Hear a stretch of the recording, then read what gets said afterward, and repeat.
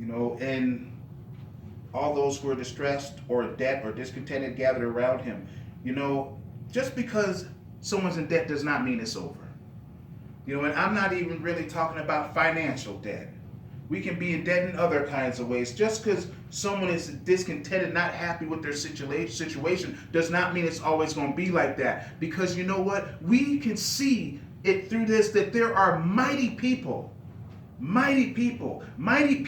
are hurt, and mighty people who are going through these things, that if they can just get under somebody and get with somebody who is going to love them right where they're at and be with them right where they're at, then things can be all right. Now David, here he is again, he's on the run. But look, you know what? Like I said, I can identify with being on the run because the enemy had me on the run for quite some time. And the thing is when we're on the run and David being on the run, hiding out in this cave, you know what? It wasn't really on the run. It was cave time is incubation time. Amen, somebody. Even though he was in the cave, to us looking at this situation, we think that, that cave, what was going on there? But the thing is, David was being incubated at this time because God had a plan, because God could see David's heart, and God knew that he could be trusted with these men that were hurting, these broken men, and he will lead them into courage and create a mighty army out of these men, a mighty army out of a bunch of rejects. Oh, God, bless me with some rejects. Bless me with some rejects, because we have to be able to see the value in people's brokenness. We have to be able to see the value in rejects, because you know what? God can use them. I heard somebody say, I can't use a certain type of people, but I thank God that he can use everybody. There is nobody that God can't use. Nobody. Whatever you're going through, God can work that to the good, and he can use you to help other people who have gone through that, because we serve a God who humbled himself and came to earth and was born in a manger. The Word made flesh came to earth. Emmanuel, God is with us, came to this earth so we can also pray to him and say, you know what, God, I'm feeling rejected. He can say, I know what that's like. I'm feeling hurt. I know what that's like. And I praise God that he can do this. And so, saints, be prepared and receive those who have been hurt.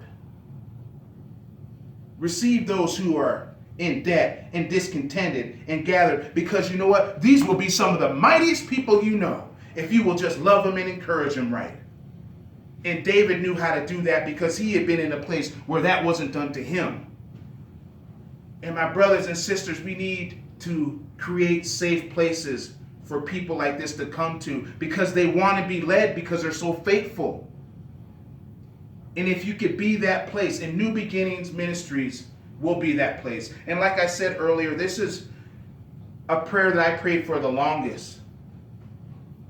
God, send me to broken people, to hurting people that were cast out, people that were cast away, people that other churches didn't want, people would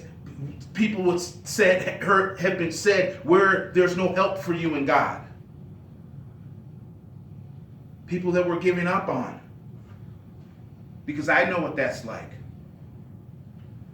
And my prayers also been, God, work patience into my heart. Because broken people don't come out and say, hey, look, I'm broken. What they do is they act out. In church, we need to look beyond these things and be more like David, because David seen the value in these men. He didn't push them away. He let them come into his personal cave.